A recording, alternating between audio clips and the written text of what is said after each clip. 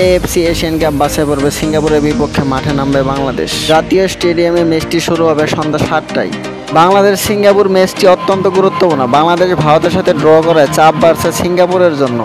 যে কোনো মূল্যে জিততে চায় তারা, বাংলাদেশের ছেড়ে কথা বলবে না। প্রস্তুতি ম্যাচে ভুটানকে 2-0 গোলে হারিয়ে ভালোই পারফর্ম করেছে বাংলাদেশ। সিঙ্গাপুরের বর্তমান পারফরম্যান্স নাজেহাল বটে। শেষ 5 ম্যাচে 4টিতে হার, 1টিতে জয়।